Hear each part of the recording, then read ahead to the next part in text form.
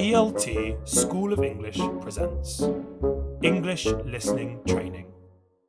The audiobook is A Case of Identity, a Sherlock Holmes story by Sir Arthur Conan Doyle. "My dear fellow," said Sherlock Holmes, as we sat on either side of the fire in his lodgings at Baker Street, "life is infinitely stranger than anything which the mind of man could invent. We would not dare to conceive the things which are really mere commonplaces of existence. If we could fly out of that window hand in hand, hover over this great city, gently remove the roofs, and peep in at the queer things which are going on, the strange coincidences, the plannings, the cross purposes, the wonderful chains of events, working through generations, and leading to the most outre results, it would make all fiction, with its conventionalities and foreseen conclusions, most stale and unprofitable."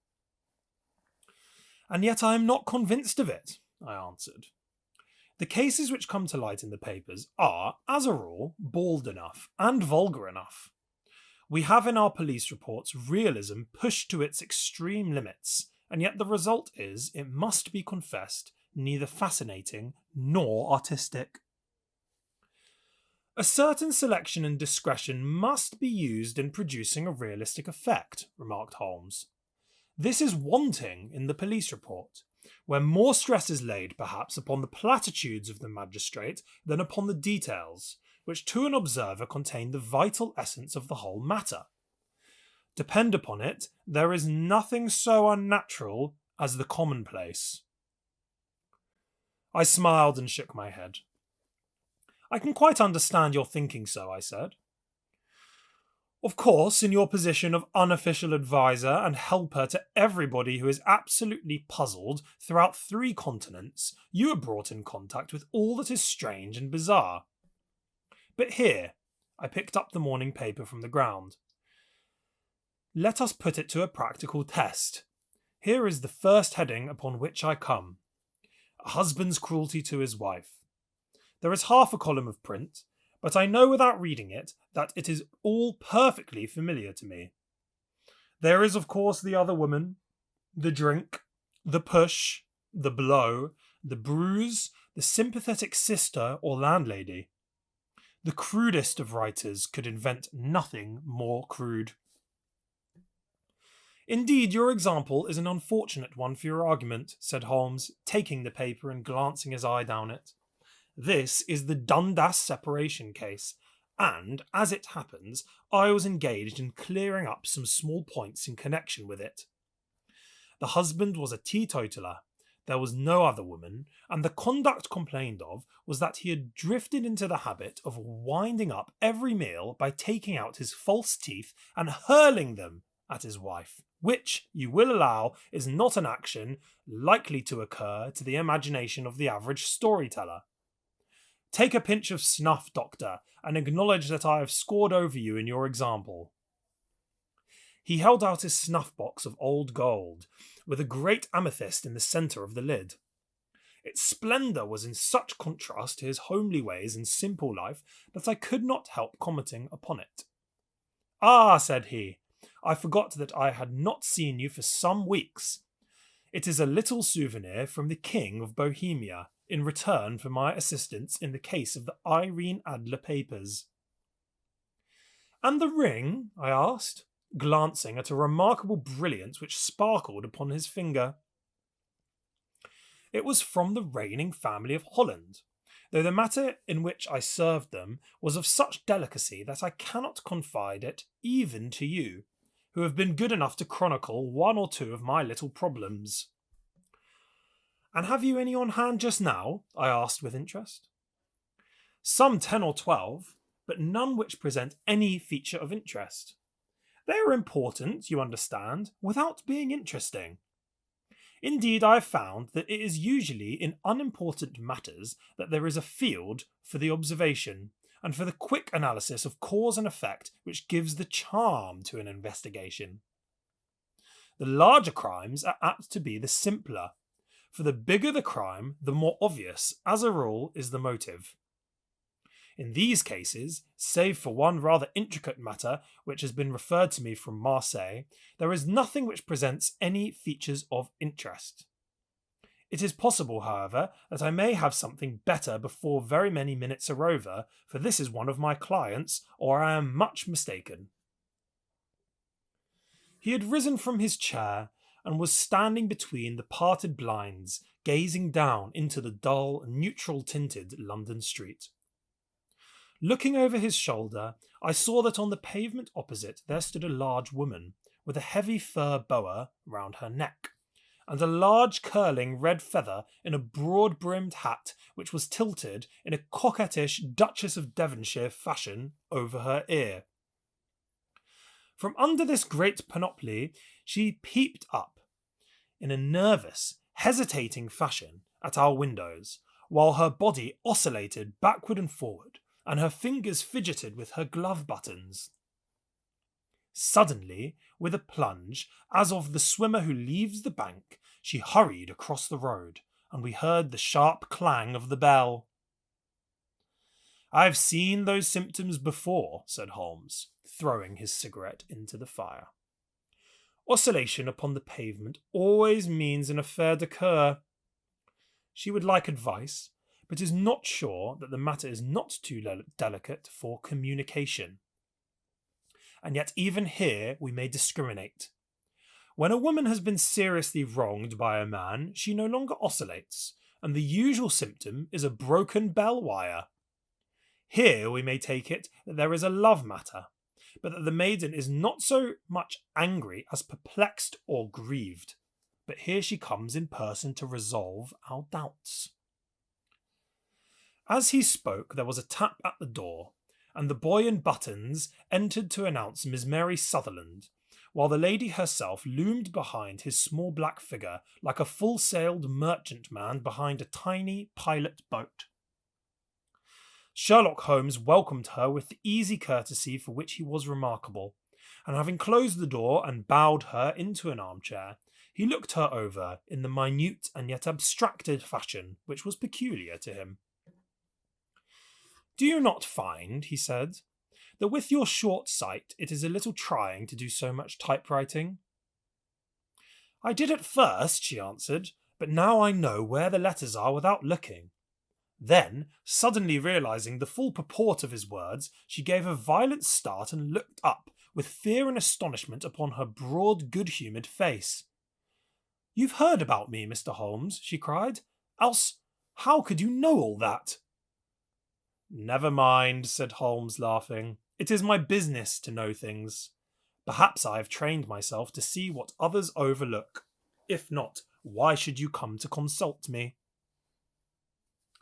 "I came to you, sir, because I heard of you from Miss Etheridge, whose husband you found so easy when the police and everyone had given him up for dead. Oh, Mr. Holmes, I wish you would do as much for me. I'm not rich, but still I have 100 a year in my own right, besides the little that I make by the machine, and I would give it all to know what has become of Mr. Hosmer Angel." "Why did you come away to consult me in such a hurry?" asked Sherlock Holmes, with his fingertips together and his eyes to the ceiling. Again a startled look came over the somewhat vacuous face of Miss Mary Sutherland. "Yes, I did bang out of the house," she said, "for it made me angry to see the easy way in which Mr. Widdybank, that is, my father, took it all. He would not go to the police, and he would not go to you, and so at last, as he would do nothing, and kept on saying that there was no harm done, it made me mad, and I just on with my things, and came right away to you." "Your father," said Holmes. "Your stepfather, surely, since the name is different." "Yes, my stepfather. I call him father, though it sounds funny too, for he is only 5 years and 2 months older than myself." "And your mother is alive?" "Oh, yes, mother is alive and well. I wasn't best pleased, Mr. Holmes, when she married again so soon after father's death. And a man who was nearly 15 years younger than herself. Father was a plumber in the Tottenham Court Road, and he left a tidy business behind him, which Mother carried on with Mr. Hardy, the foreman. But when Mr. Woodybank came, he made her sell the business, for he was very superior, being a traveller in wines. They got £4,700 for the goodwill and interest, which wasn't near as much as Father could have got if he had been alive. I had expected to see Sherlock Holmes impatient under this rambling and inconsequential narrative, but, on the contrary, he had listened with the greatest concentration of attention. "Your own little income," he asked, "does it come out of the business?" "Oh no, sir. It is quite separate, and was left me by my Uncle Ned in Auckland. It is in New Zealand stock, paying 4.5%. £2,500 was the amount, but I can only touch the interest." "You interest me extremely," said Holmes, "and since you draw so large a sum as 100 a year, with what you earn into the bargain, you no doubt travel a little and indulge yourself in every way. I believe that a single lady can get on very nicely upon an income of about £60. "I could do with much less than that, Mr. Holmes, but you understand that as long as I live at home, I don't wish to be a burden to them, and so they have the use of the money just while I am staying with them. Of course, that is only just for the time. Mr. Woodybank draws my interest every quarter and pays it over to Mother, and I find that I can do pretty well with what I earn at typewriting. It brings me 2p a sheet, and I can often do from 15 to 20 sheets in a day." "You have made your position very clear to me," said Holmes. "This is my friend, Dr. Watson, before whom you can speak as freely as before myself. Kindly tell us now all about your connection with Mr. Hosmer Angel." A flush stole over Miss Sutherland's face, and she picked nervously at the fringe of her jacket. "I met him first at the gasfitters' ball," she said. "They used to send Father tickets when he was alive, and then afterwards they remembered us, and sent them to Mother. Mr. Woodybank did not wish us to go. He never did wish us to go anywhere. He would get quite mad if I wanted so much as to join a Sunday school treat. But this time I was set on going, and I would go, for what right had he to prevent? He said the folk were not fit for us to know, when all Father's friends were to be there. And he said that I had nothing fit to wear, when I had my purple plush that I had never so much as taken out of the drawer. At last, when nothing else would do, he went off to France upon the business of the firm, but we went, Mother and I, with Mr. Hardy, who used to be our foreman, and it was there I met Mr. Hosmer Angel." "I suppose," said Holmes, "that when Mr. Woodybank came back from France, he was very annoyed at your having gone to the ball." "Oh, well, he was very good about it. He laughed, I remember, and shrugged his shoulders, and said there was no use denying anything to a woman, for she would have her way." "I see. Then at the gasfitters' ball you met, as I understand, a gentleman called Mr. Hosmer Angel." "Yes, sir. I met him that night, and he called next day to ask if we had got home all safe, and after that we met him, that is to say, Mr. Holmes, I met him twice for walks, but after that Father came back again, and Mr. Hosmer Angel could not come to the house any more." "No?" "Well, you know, Father didn't like anything of the sort. He wouldn't have any visitors if he could help it, and he used to say that a woman should be happy in her own family circle. But then, as I used to say to Mother, a woman wants her own circle to begin with, and I had not got mine yet." "But how about Mr. Hosmer Angel? Did he make no attempt to see you?" "Well, Father was going off to France again in a week, and Hosmer wrote and said that it would be safer and better not to see each other until he had gone. We could write in the meantime, and he used to write every day. I took the letters in the morning, so there was no need for Father to know." "Were you engaged to the gentleman at this time?" Oh yes, Mr. Holmes. We were engaged after the first walk that we took. Hosmer, Mr. Angel, was a cashier in an office in Leadenhall Street. And... What office? That's the worst of it, Mr. Holmes. I don't know. Where did he live then? He slept on the premises. And you don't know his address? No, except that it was Leadenhall Street. Where did you address your letters to then? To the Leadenhall Street post office, to be left till called for. He said that if they were sent to the office, he would be chaffed by all the other clerks about having letters from a lady, so I offered to typewrite them, like he did his, but he wouldn't have that, for he said that when I wrote them, they seemed to come from me, but when they were typewritten, he always felt that the machine had come between us. That will just show you how fond he was of me, Mr. Holmes, and the little things that he would think of. It was most suggestive, said Holmes. It has long been an axiom of mine that the little things are infinitely the more important. Can you remember any other little things about Mr. Hosmer Angel? He was a very shy man, Mr. Holmes. He would rather walk with me in the evening than in the daylight, for he said that he hated to be conspicuous. Very retiring and gentlemanly he was. Even his voice was gentle. He'd had the quinsy and swollen glands when he was young, he told me, and it had left him with a weak throat and a hesitating, whispering fashion of speech. He was always well dressed, very neat and plain, but his eyes were weak, just as mine are, and he wore tinted glasses against the glare. Well, and what happened when Mr. Widdybank, your stepfather, returned to France? Mr. Hosmer Angel came to the house again and proposed that we should marry before father came back. He was in dreadful earnest and made me swear with my hands on the testament that whatever happened I would always be true to him. Mother said he was quite right to make me swear, and that it was a sign of his passion. Mother was all in his favour from the first, and was even fonder of him than I was. Then, when they talked of marrying within the week, I began to ask about father, but they both said never to mind about father, but just to tell him afterwards, and mother said she would make it all right with him.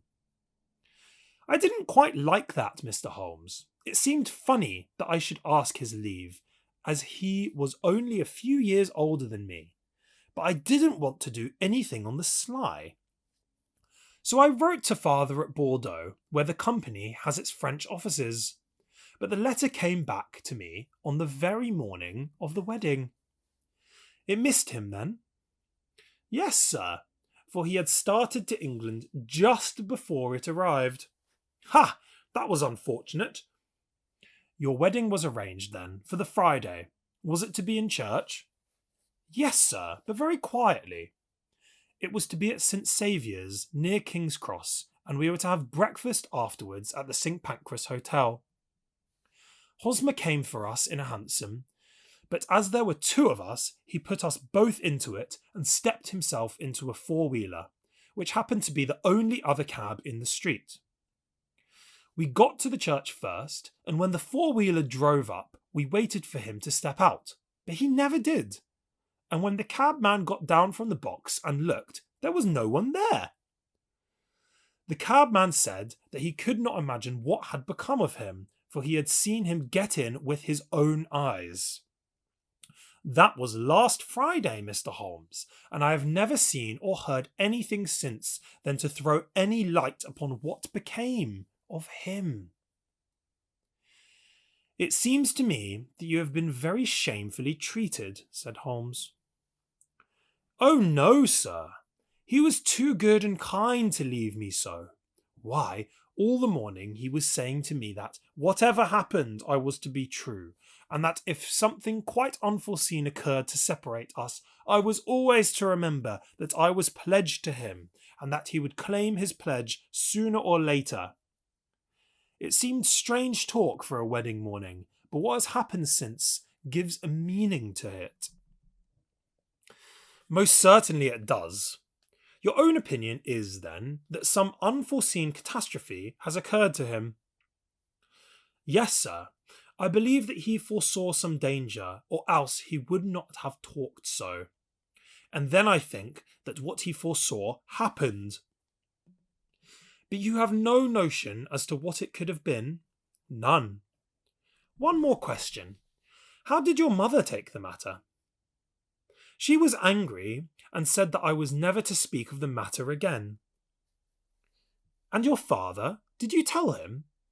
Yes, and he seemed to think, with me, that something had happened and that I should hear of Hosmer again. As he said, what interest could anyone have in bringing me to the doors of the church and then leaving me? Now, if he had borrowed my money, or if he had married me and got my money settled on him, there might be some reason. But Hosmer was very independent about money and never would look at a shilling of mine. And yet, what could have happened? And why could he not write? Oh, it drives me half mad to think of it, and I can't sleep a wink at night. She pulled a little handkerchief out of her muff and began to sob heavily into it. I shall glance into the case for you, said Holmes, rising, and I have no doubt that we shall reach some definite result. Let the weight of the matter rest upon me now, and do not let your mind dwell upon it further. Above all, try to let Mr. Hosmer Angel vanish from your memory, as he has done from your life. Then you don't think I'll see him again? I fear not. Then what has happened to him? You will leave that question in my hands. I should like an accurate description of him and any letters of his which you can spare. I advertised for him in last Sunday's Chronicle, said she. Here is the slip, and here are 4 letters from him. Thank you. And your address?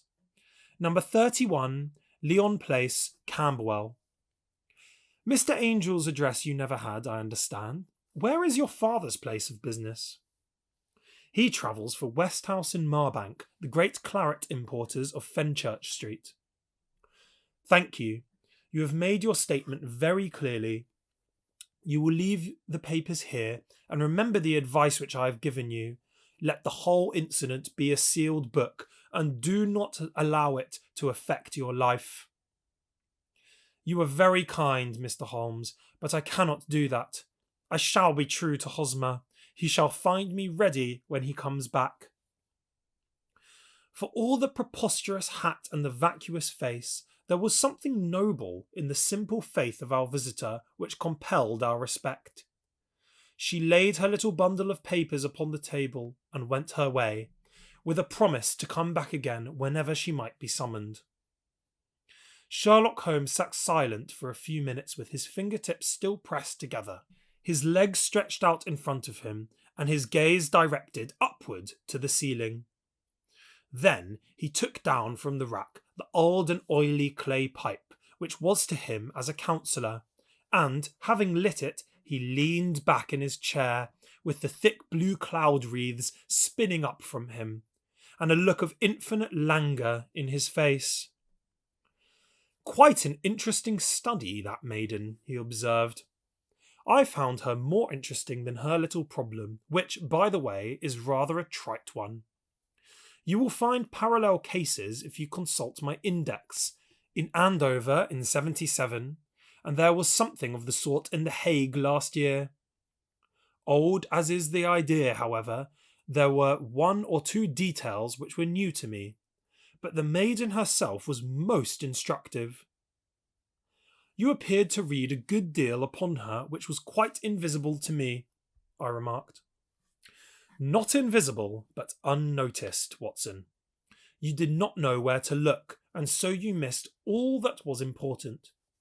I can never bring you to realise the importance of sleeves, the suggestiveness of thumbnails, or the great issues that may hang from a bootlace. Now, what did you gather from that woman's appearance? Describe it. Well, she had a slate-coloured, broad-brimmed straw hat with a feather of a brickish red. Her jacket was black, with black beads sewn upon it, and a fringe of little black jet ornaments. Her dress was brown, rather darker than coffee colour, with a little purple plush at the neck and sleeves. Her gloves were greyish and were worn through at the right forefinger. Her boots I didn't observe. She had small, round, hanging gold earrings and a general air of being fairly well-to-do in a vulgar, comfortable, easy-going way. Sherlock Holmes clapped his hands softly together and chuckles. "'Pon my word, Watson, you are coming along wonderfully. You have really done very well indeed. It is true that you have missed everything of importance, but you have hit upon the method. You have a quick eye for colour. Never trust general impressions, my boy, but concentrate yourself upon details. My first glance is always at a woman's sleeve. In a man, it is perhaps better first to take the knee of the trouser. As you observe, this woman had plush upon her sleeves, which is a most useful material for showing traces. The double line a little above the wrist, where the typewritist presses against the table, was beautifully defined. The sewing machine of the hand type leaves a similar mark, but only on the left arm, and on the side of it farthest from the thumb, instead of being right across the broadest part, as this was. I then glanced at her face, and observing the dint of a pince-nez at either side of her nose, I ventured a remark upon short sight and typewriting, which seemed to surprise her. It surprised me. But surely it was obvious. I was then much surprised and interested on glancing down to observe that, though the boots which she was wearing were not unlike each other, they were really odd ones, the one having a slightly decorated toe cap and the other a plain one. One was buttoned only in the 2 lower buttons out of 5, and the other at the 1st, 3rd, and 5th. Now, when you see that a young lady, otherwise neatly dressed, has come away from home with odd boots, half buttoned, it is no great reduction to say that she came away in a hurry." "And what else?" I asked, keenly interested, as I always was by my friend's incisive reasoning. I noted in passing that she had written a note before leaving home, but after being fully dressed. You observed that her right glove was torn at the forefinger, but you did not apparently see that both glove and finger were stained with violet ink. She had written in a hurry and dipped her pen too deep. It must have been this morning, or the mark would not remain clear upon the finger. All this is amusing, though rather elementary, but I must go back to business, Watson. Would you mind reading me the advertised description of Mr. Hosmer Angel? I held the little printed slip to the light. "Missing," it said. "On the morning of the 14th, a gentleman named Hosmer Angel, about 5'7" in height, strongly built, sallow complexion, black hair, a little bald in the centre, bushy black side whiskers and moustache, tinted glasses, slight infirmity of speech. Was dressed when last seen in black frock coat faced with silk, black waistcoat, gold Albert chain, and grey Harris tweed trousers with brown gaiters over elastic-sided boots. Known to have been employed in an office in Leadenhall Street. Anybody bringing?" "That will do," said Holmes. "As to the letters," he continued, glancing over them, "they are very commonplace. Absolutely no clue in them to Mr. Angel, save that he quotes Balzac once. There is one remarkable point, however, which will no doubt strike you." "They are typewritten," I remarked. "Not only that, but the signature is typewritten. Look at the neat little Hosmer Angel at the bottom. There is a date, you see, but no superscription except Leadenhall Street, which is rather vague. The point about the signature is very suggestive. In fact, we may call it conclusive." "Of what?" "My dear fellow, is it possible you do not see how strongly it bears upon the case?" I cannot say that I do, unless it were that he wished to be able to deny his signature if an action for breach of promise were instituted. No, that was not the point. However, I shall write 2 letters which should settle the matter. One is to a firm in the city, the other is to the young lady's stepfather, Mr. Widdybank, asking him whether he could meet us here at 6 o'clock tomorrow evening. It is just as well that we should do business with the male relatives. And now, Doctor, we can do nothing until the answers to those letters come, so we may put our little problem upon the shelf for the interim. I had had so many reasons to believe in my friend's subtle powers of reasoning and extraordinary energy in action that I felt that he must have some solid grounds for the assured and easy demeanour with which he treated the singular mystery which he had been called upon to fathom. Once only had I known him to fail, in the case of the King of Bohemia and of the Irene Adler photograph. But when I looked back to the weird business of the Sign of 4 and the extraordinary circumstances connected with the study in scarlet, I felt that it would be a strange tangle indeed which he could not unravel. I left him then, still puffing at his black clay pipe, with the conviction that when I came again on the next evening, I would find that he held in his hands all the clues which would lead up to the identity of the disappearing bridegroom of Miss Mary Sutherland. A professional case of great gravity was engaging my own attention at the time, and the whole of the next day I was busy at the bedside of the sufferer.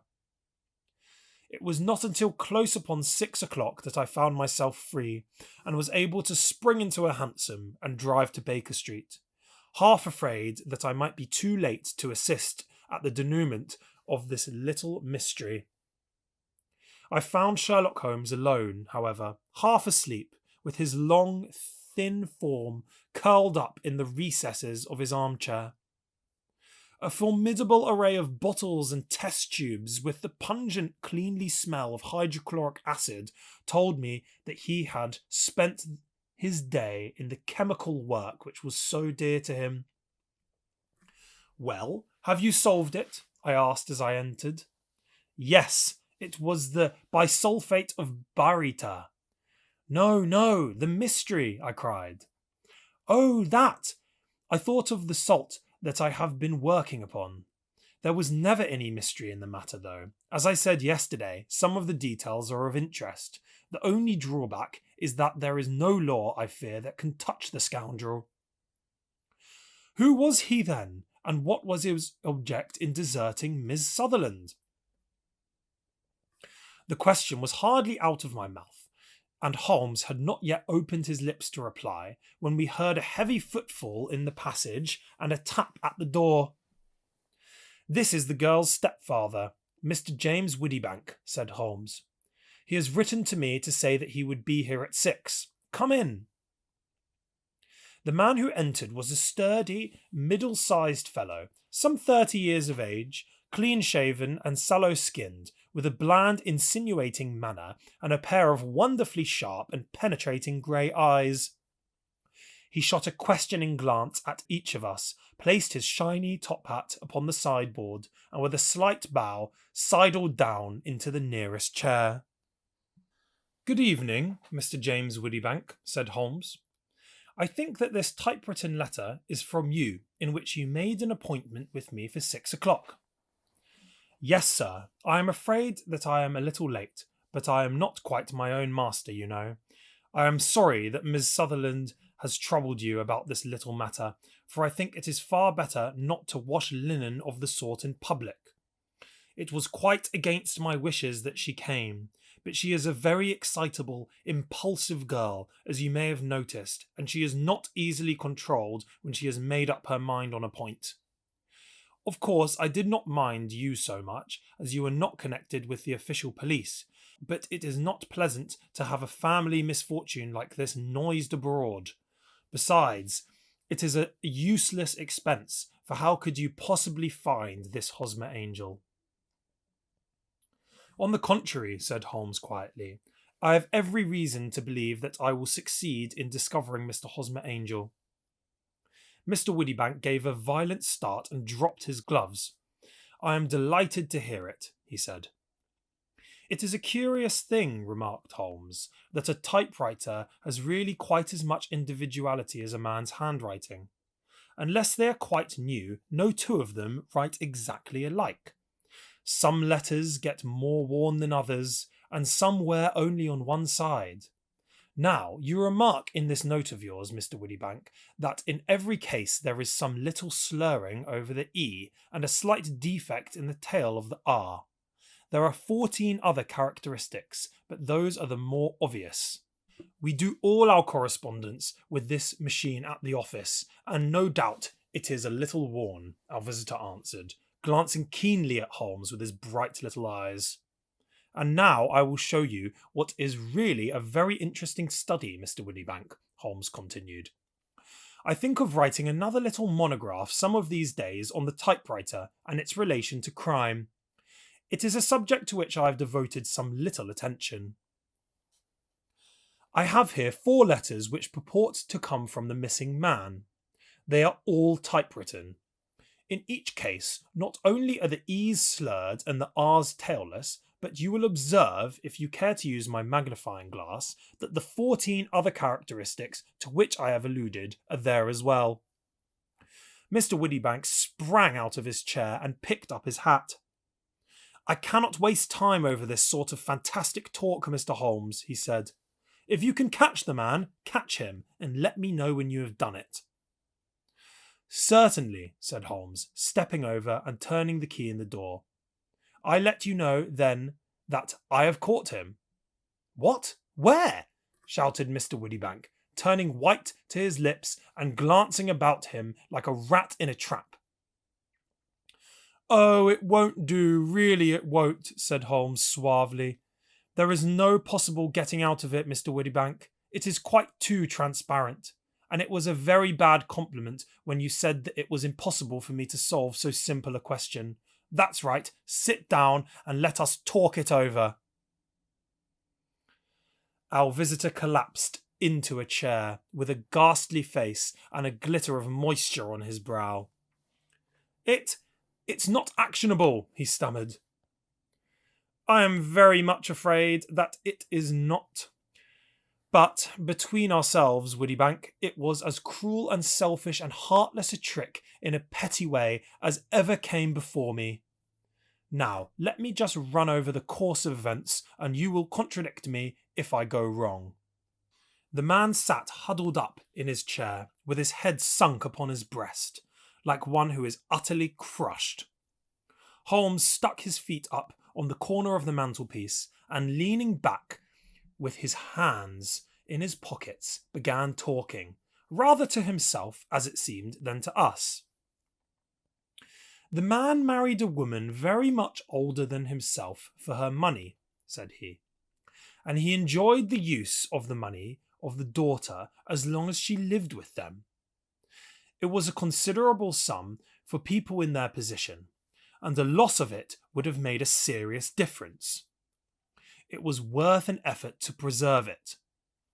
The daughter was of a good, amiable disposition, but affectionate and warm-hearted in her ways, so that it was evident that with her fair personal advantages and her little income, she would not be allowed to remain single long.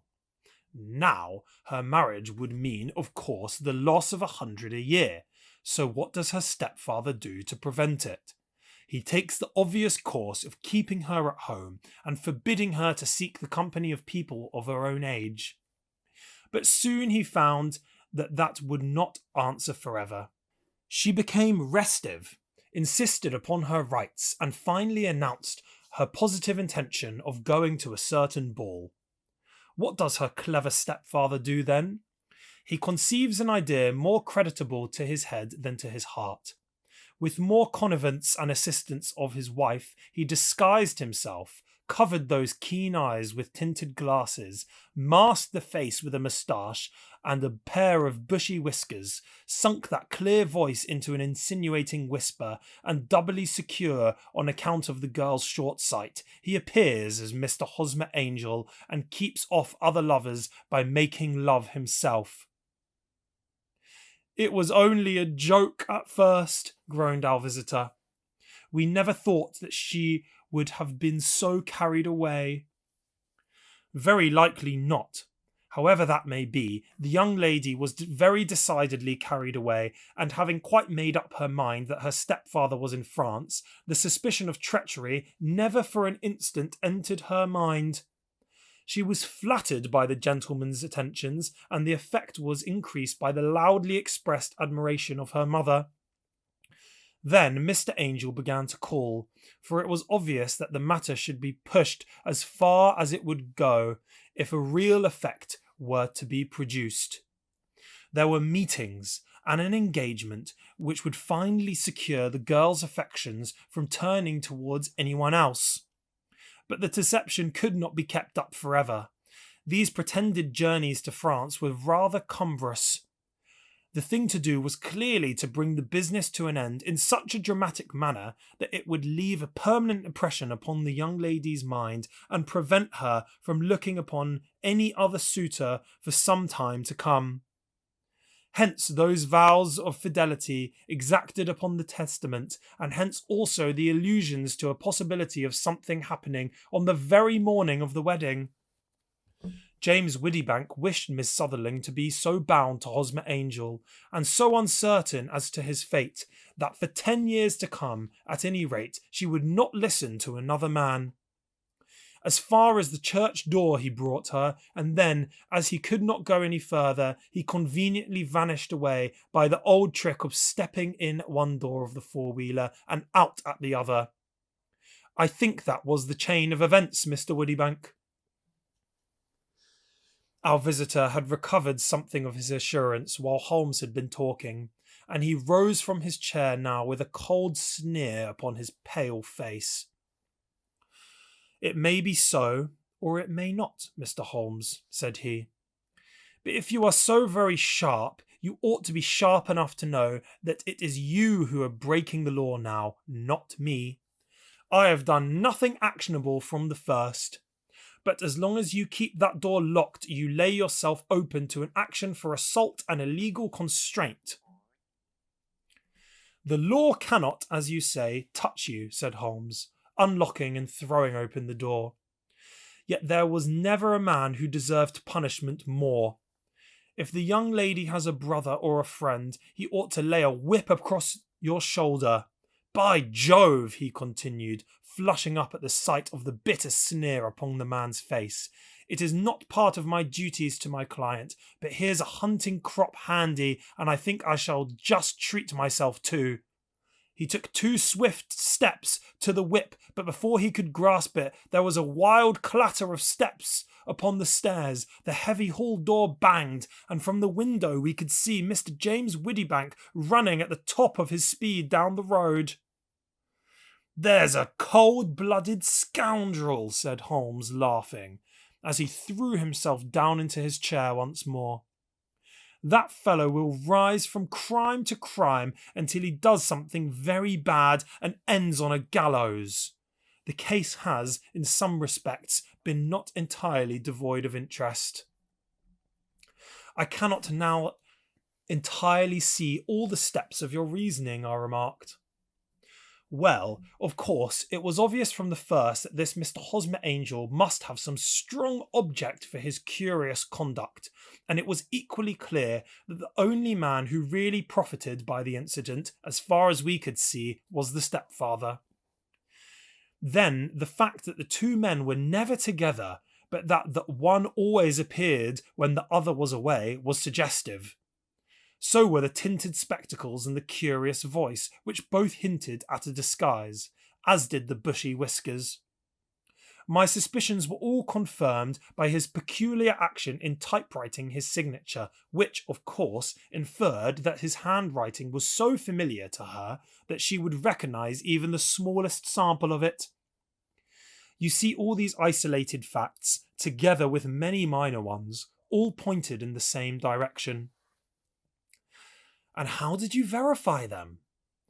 Having once spotted my man, it was easy to get corroboration. I knew the firm for which this man worked.